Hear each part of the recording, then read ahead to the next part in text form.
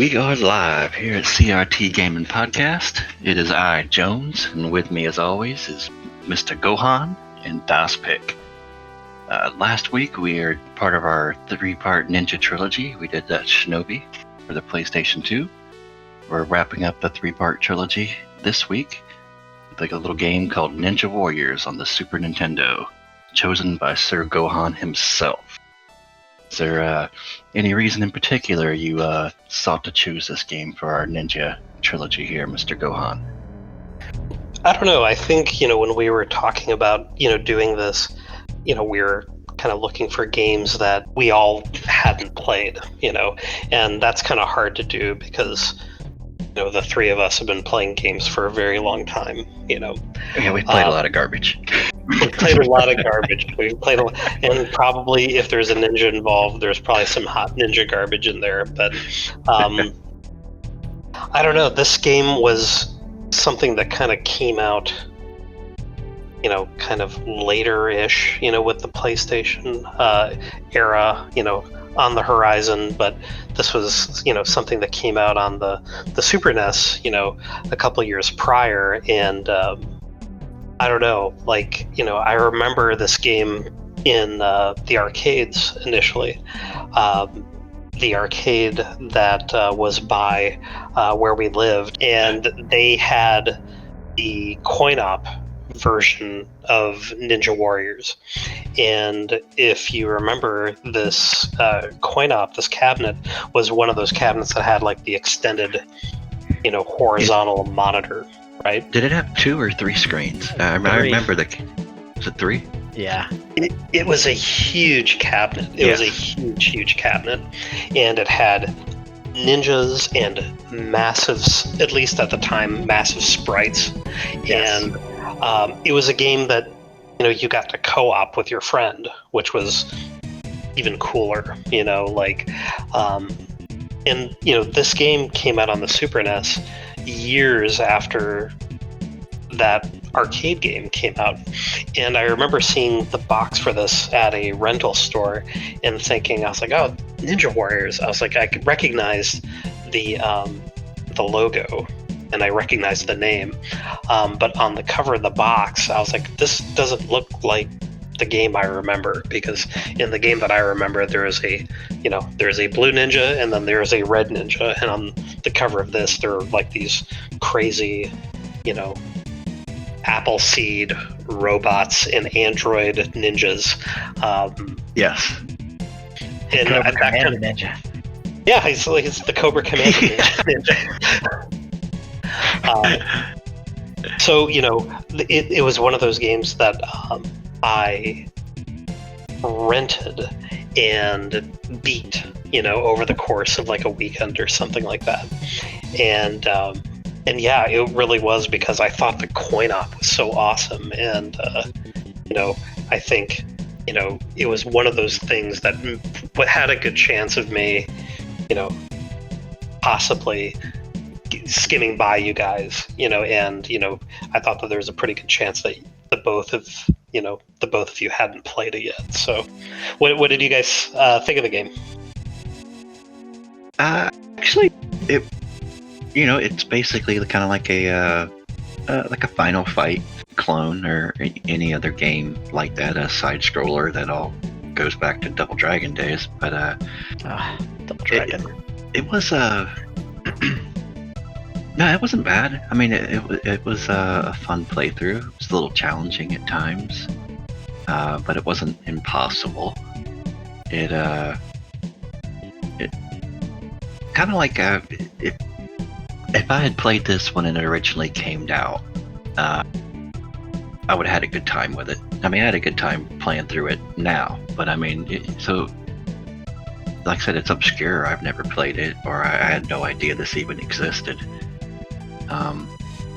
And it had a lot of interesting things to it. I only played with one of the characters. There was the what was your character, Jones? I believe his name is Kamatachi. I don't know if I'm saying that correctly, but he was like the robot one. Chicken. Yeah, dude, robot chicken. Robot chicken. Arms. Same here, bro. He was awesome. he had a wide range of a wide damage arc. Yeah, it's like when he gets the fist of fury going. This little sickle spin. It's a button masher, but it's good. I liked it. How do you feel about it, Dazpick?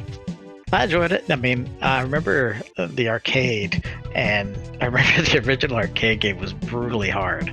It was definitely set up for a much difficulty, and it was very unforgiving. You just died nonstop and pumped more quarters in and hope for the best.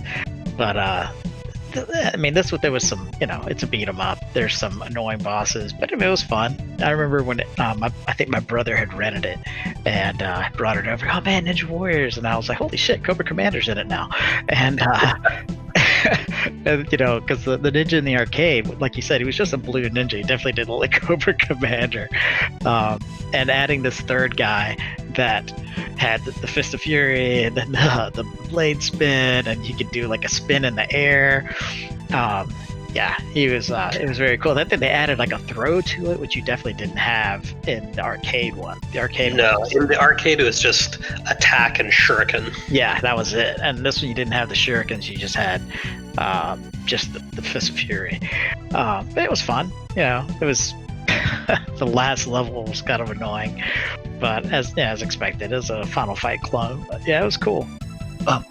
Since you mentioned the throwing, like, why do you think?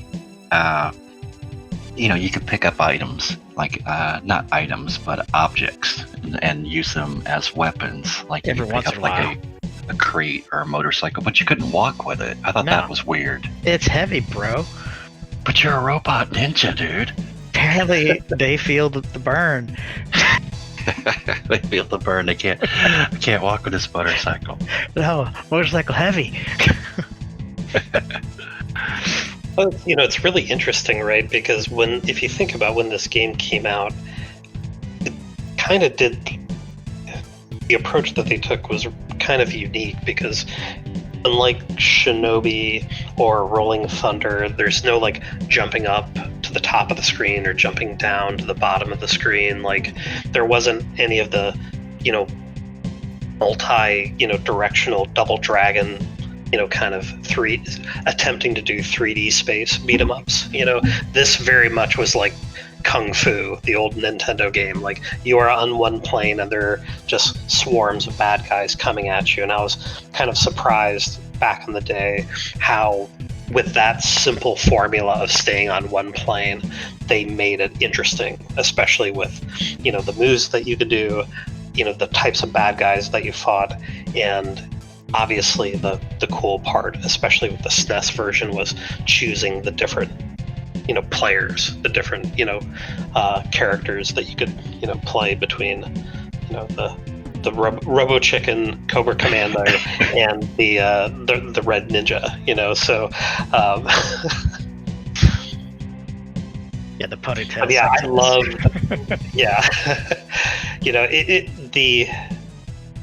Yeah, just epic soundtrack for this game. Like I thought it was like one of the best beat 'em up soundtracks back in the day. Like I loved all the Streets of Rage, Yuzo Koshiro music, and this totally was up there when it came to like the music in the genre.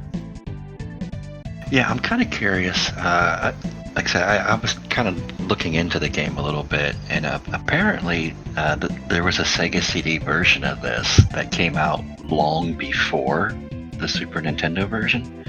But from what I was reading about it, it was inferior. Now I don't know exactly what that means, but I would like to, down the road, try to locate this version of it to see what's really different. Sega CD. Yeah. Because if the Sega CD had anything at all going for it, which was always just, the Red Book CD audio. Yeah. So I'm kind of curious how that changed over time. Yeah, that makes me think of Batman Returns on Sega CD. Terrible game, but the music was on point. It's, pretty interesting, just the experience of like what it was like in the arcade and how it translated to being at home. And for some reason, back then, like, something about this game captured my imagination. Maybe it was the first time seeing like your ninja, in the arcade game, like go to 0 health and then he blows apart like a Terminator. Like that kind of blew my, teenage boy brain back in the day. In the arcade one, when you took damage, they would blow pieces of your skin off and your clothing and reveal the robot. Revealed you were a robot. Yeah. Yeah, and that was cool as hell. And then, as obviously, the more robot you were seeing, the worse you were doing. So every time you walked up, you always saw a couple robots getting their asses kicked. Well, it's really interesting, like with the how, like, because the arcade game was cool and it had cool enough art, but something about how the art looked on the Super Nintendo game was just like way cooler. Like it had way more style. Like it was still the same thing, it was still the same Cobra like Commander, but it had like all this cool new character design in it and stuff like that. And back in the day, just looking at this, like, because at the time, like Street Fighter, you cannot say it enough how like phenomenal Street Fighter was back in the early 90s. Like, especially seeing a game like this with the quality of the art and character design, it made me want like a Street Fighter game with these characters in this universe, so yeah, I don't know, it's probably like lost to time now, but there was something really cool about it back in the day. Oh yeah, like even just the Street Fighter, a lot of like younger gamers, they won't appreciate like the fact that your joystick or your controller has 6 buttons because of Street Fighter. I mean, I don't think they understand that concept. Like there was a time where games only had 2 buttons or 3 buttons, and Street Fighter changed that for the world pretty much. Sega 6-button controller, man. One of the best controllers I've ever used in my life. It was a good controller. Yeah, man, it was awesome. Yeah, what is that your favorite controller of all time? Yeah, definitely for that time. I mean, it didn't have an analog stick or anything, but holy shit, like for playing fighting games and whatnot, it was unreal. The pad was fantastic, and I think even the Saturn pad was really freaking good. Those were awesome. The Sega 6-button and the Saturn controller were fantastic. Again, for like arcade style 2D games and shit like that. But you start throwing analog sticks for 3D games and whatnot, that's a whole other matter. But, yeah, it's a different. It changes the experience. I mean, the pads on gamepads today suck. They are horrible. No gamepad is worth a shit anymore. Yeah, I'd kind of go with that. Yeah, I agree with that. Yes, just something also about like just the weird fiction in this game was like interesting. Like it was so obviously like the most awesome and cliche. Like it is the dark future, and only android ninjas can help in our struggle. They're the only ones that can help overthrow the tyrant Banglar. I think that's how you say it. I don't know. Banglar. His full name is Banglar the Tyrant. And he's 2 feet tall and hides out in a glass jar. It's kind of funny. Like, I remember even playing this back in the day, and I was like watching it, and I was like, okay, like, because you're fighting like the sea of like, soldier guys with knives, for the beginning of the game, and then they show this. He looks like some Dragon Ball Z B character. You know what I mean? I was like, why is this guy like? I got presents for you guys here shortly. I've named most of these enemies. You've named them? Yeah, well, there's the token knife guys we won't talk about. But this is, since we both played this recently, it's actually out of the whole Ninja trilogy that we've done, it's the first game that all 3 of us have completed. So, props to everybody. Okay, but if I just throw a name at you, does this represent somebody in the game to you? I named one character Road Warrior Karnov Ken. Oh yeah. I have him. I have the green Super Skrull from Hell. The Jewelhead Brothers. Right. Those guys. Baby Vegas. Then I have Power Ranger Vegetas. Wow. A Bobo Mad Max Edition. And then a Token Robot. So those are the characters in the game outside of just the knife people. Is Token Robot the little guy on the ground? It's just the robot. It's the one robots. because like the rest of them look like people, but they blow up because they're robots, which is kind of weird. But then there's an actual like robot, So he's not trying to disguise shoots nothing. Lasers. He's like, I'm He's a just robot, there. man. Yeah. My head's gonna blow, but I'm still gonna grab you. Yes. Those guys are definitely make a big challenge early on. You have to kind of get them into a pattern to beat them easily. Let's get behind him. Stroll up. Get behind him. But when I was naming a Bobo Mad Max Edition, I wanted to make sure I wasn't remembering it wrong. It's been a long time since I played Double Dragon. So I just did a quick search, a Bobo, to make sure that was correct. And it was, but something came up. There is like a Flash game that someone created that we need to check out, and maybe one day we'll do an episode on it. But it's called A Bobo's Big Adventure. Oh shit! And it's a side-scrolling Final Fight type thing, and you are a Bobo. That would be amazing. That would be pretty interesting. Holy shit! A Bobo. That is like I remember. I think I didn't hear that name until the NES version came out, and of Double Dragon. And I was like, a Bobo? Why'd they name him after a season? Because he's delicious. Well, that's the kind of the thing about this game, right? Is like, there are, in Double Dragon, just to kind of talk about it, it's like, you and your friend have to like pummel through these seas of, bad guys, and some of them are varying degree of kind of like just damage sponges, where as in Ninja Warriors, like the early guys that you're fighting, it is like the old, game Kung Fu, where it's like one punch, kills them. By the end, you're having to, manage more, and plus there's just the variety of, behaviors, that they have, especially later on in the game. But yeah, that breakdown of all of those characters, I know exactly which one you're talking about, and what's great is only they can exist in 1994 video games. Yeah, there was some good character designs for him, that's for sure. And since we did beat the game, like I thought the ending was really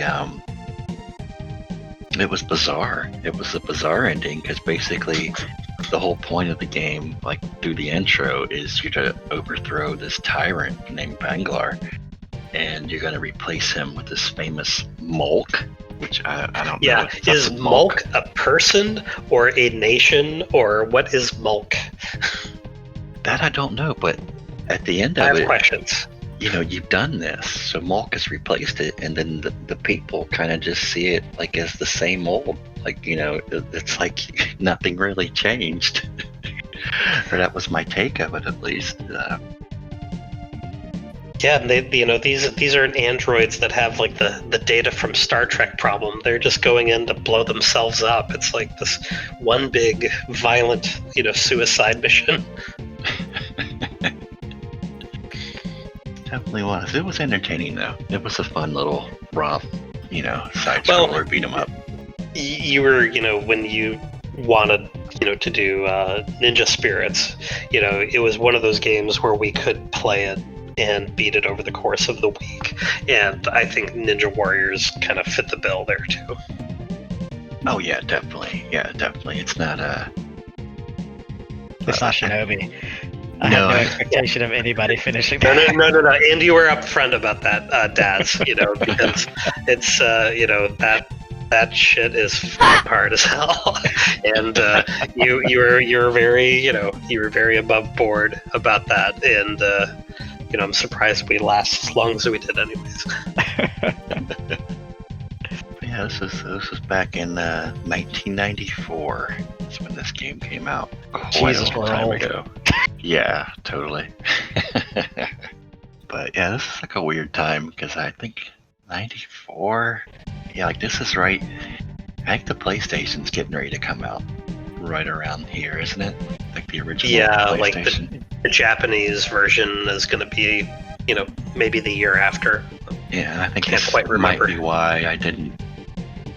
Well, because you kind of get I think the 3DO was currently out, so maybe I was playing 3DO games or something. Because it was always like the next.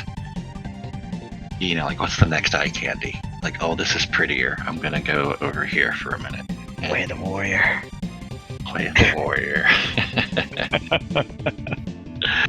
Yeah, birth of Naughty there Dog. is like a gap of time, right? Before the PlayStation kind of landed and cemented itself, as the next platform, there. At the time, I was playing so many different, game systems because, there were actually at the same time lots of cool games coming out on all of them, right? Like there were good late Nintendo releases. Super Nintendo was, obviously at its prime there, and plus there, on the Sega side, there was, every single incarnation of, the Genesis, was the 32X out? Sega CD was out. I mean, there was just so many places at the time to enjoy console gaming, Oh yeah, I mean, people were in line for Kasumi Ninja and the Atari Jaguar, man. Oh my goodness. That might be the worst when you say it like ever. that, it doesn't sound so great. That might be worse than the. It has to be tied with the CDI as the worst system ever. I'm not sure which one's worse. CDI. CDI was a piece of shit. Jaguar was bad. Jaguar was bad. But had Cybermorph and AVP, man. Alien vs. Predator was fun. Yeah, at 12 frames per second. It was amazing. Go back and look at it. It's like, holy crap. Oh, no. Like, it was different then. I totally give it that. But if you look at it now, it's like, wow. Yeah. Well, we were, talking about, things that were kind of sticking out to us that were kind of noteworthy about the game. And, I because this was my game this week, I played it back in the day, but I did play it alongside the two of you. And one of the things that I said kind of stuck out was the music. And it turns out, the guy who did the music for this game did the game Shatterhand. Did you guys play that game on the 8-bit NES? No, I did not. No, I don't remember it. It had the coolest, most awesome video game cover for a box art, but it was actually a pretty competent kind of side-scrolling game, but same composer, and that game had a pretty awesome soundtrack, for an 8-bit game. The trivia. So yeah, what reviews? What's our reviews on this thing? I would give this a solid. A meh. Yes. No, it was fun. But it was just like everything else of its time period, kind of, so to speak. But I would if I played Final Fight, I would play this. I played Streets of what's on Rage. the system, right? Right. Yeah, I would say about a 7. Give it about a 7. A little bit above average. Yeah. Could have been a little better, like if it had if you would have gone the extra mile and had like a combo type system, could have been a lot better. But as it is, it was fine. It was a good game. So give it a 7. How about you, Mr. Dazpick? Yeah, I'm with you on that. I mean, it was a rental. It was a fun pick up and play, blast through it, enjoy it. Maybe not even a rental because you wouldn't. I mean, it is fun to pick up, and it's quick. It's not that hard. Annoying. It could be more fun with two people. It would be more fun with two people. I think my brother and I were playing it, and we were having a pretty damn good time with it, from what I recall. But yeah, I mean, I enjoyed it, and I enjoyed it now. It was nice to be able to actually finish it. That's where I land. Well, how about you, Mr. Gohan? How's this rank in your side-scrolling beat-em-ups? Yeah, that's a good question. It's you tip on the last few podcasts in the Ninja trilogy. We've kind of talked about what is also out at the time, and I think how people find games really inform what their kind of lasting memory is. And like was saying, as a rental, this totally was something that left a good lasting memory. As a full game, kind of tough, because it is something that's could be played, it could be completely beaten and put on the done shelf in one play session. But as a rental, it was kind of an awesome surprise for someone like I said, who loved the arcade game, to play this at home and to play it over a weekend and beat it, with all three of the characters. It was something that was cool. But as a game, as something that has to stand the test of time, yeah, I would say it's probably a 7.5. So yeah, I don't think we're too far off the mark there. No, because I mean there was terrible games of the same genre as well, like Street Smart, and I'd have to really think, but I could probably name a few. Rival Turf. Rival Turf. It's got the best cover art ever. Goodness, I have to look It's that up. It's like if the 90s was an image. Do you remember Combat Tribes? Combat Tribes, sweet. What other kind of See the Combat Tribes? I don't know. I would put Ninja Warriors above Combat Tribes, and definitely above SNK stuff. I put a lot of things above Combat Tribes. Sengoku. You remember the Sengoku beat 'em up games on Neo? That games are awesome. Hell yeah. Play as a cowboy, sword, son. And a Cowboy ninja with a sword. and an astronaut. It was the weirdest heroes. Oh, there's one level you're on it's a bull run. So you're literally on top of bulls, and you're walking down the backs of bulls fighting people. It was awesome. So is that our next trilogy? Is it a quintology? Where are we going? Is it all Combat Tribes? I think we did the Ninja trilogy. So let's see. So I guess it's kind of up to me, and I'm gonna go. Our next trilogy will be of the platform genre. What do you mean by that? Oh well, anything where you run, jump, collect things like Sonic or Super Mario would be a platform game. Let's see, and I think I am going to go with the original Yoga Fire on the PlayStation 1. Wow. Which that is, one of my favorite games of all time. Yeah, I'm not finishing that, but I'll play it. No one's got to finish it. Wait, is it? Hold on. So I remember this game back in the day. It is this a Super Meat Boy level punishing platformer? No, it is. The game at its core has a basic mechanic. That's awesome. And to progress in the game, the mastery of that mechanic is key. And it's just basically you can grab an enemy, and then when you throw the enemy, you jump. Yep. So it's just mastering that one mechanic. But the game itself, it's if no one's played it. It's like a 2.5D game. The game is 3D, but you're always stuck on a 2D plane. So I wish they would do a remake of it. They did one on the Wii that I have never played, which I would really like to. There's the handheld one for the GBA. That one was really good. I played that one. There was a Klonoa 2 on the PlayStation 2. This is the original, which I have not played in, gosh, it has to be over 10 or 15 years. Yeah, I remember when you got it, man. Yeah, I was watching you play that shit. It was holy crap. Like I tried it. And it's really good. And like you said, it is definitely mastery of that.